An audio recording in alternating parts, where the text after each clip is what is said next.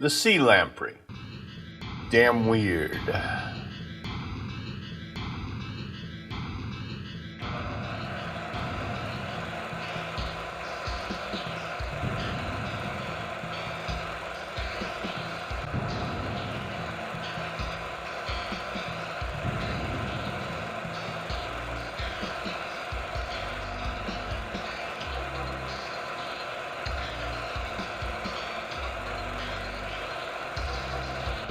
The sea lamprey, or the aquatic vampire.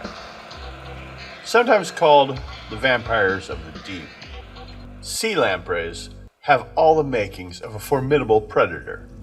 Lampreys, also inaccurately named lamprey eels, are any jawless fish placed in a superclass Cyclostomata.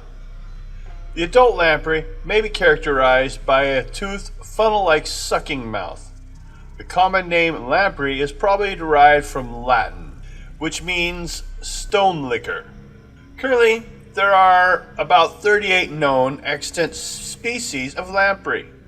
Parasitic species are the best known, and feed by boring into the flesh of other fish to suck their blood. Only 18 species of lamprey are parasitic. Parasitic lamprey also attach themselves to larger animals to get a free ride.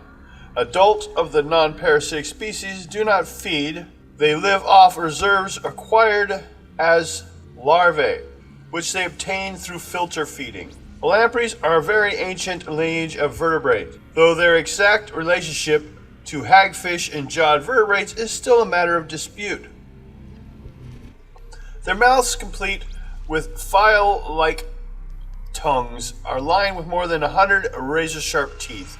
They stand on top of the food chain as apex predators, meaning they have few who predate upon them. And just one of these creatures can kill 40 or more pounds of fish in a lifetime. Their MO? Use their suction cup mouths to attach a fish for long periods of time, feeding on their blood, body fluids, and bodily tissues, and eventually killing their host. Sounds like a vampire to me.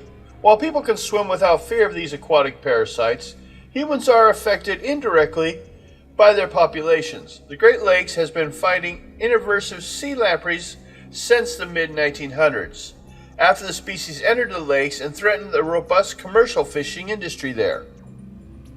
Niagara Falls was once enough to block entry into the lake, but once the Welland Canals opened in 1829, all bets were off. Sea lampreys first entered Lake Ontario in the mid-1800s, and then the upper Great Lakes in 1921. While they feasted on the abundant lake trout, salmon, whitefish, walleye, catfish, and other fish. By the 1950s, they had virtually wiped out the commercial and recreational fisheries of the Great Lakes. The U.S. Fish and Wildlife Service jumped into action, seems a little late, working with the Great Lakes Fishery Commission to execute a massive control effort that managed to reduce the lamprey population by 90% between the 1950s and 1960s. But maintaining that control still takes plenty of resources and technique. Today, lampricide barriers and traps are just a few of the ways the Great Lakes Fishery Commission is working to sustain a healthy ecosystem in the lakes.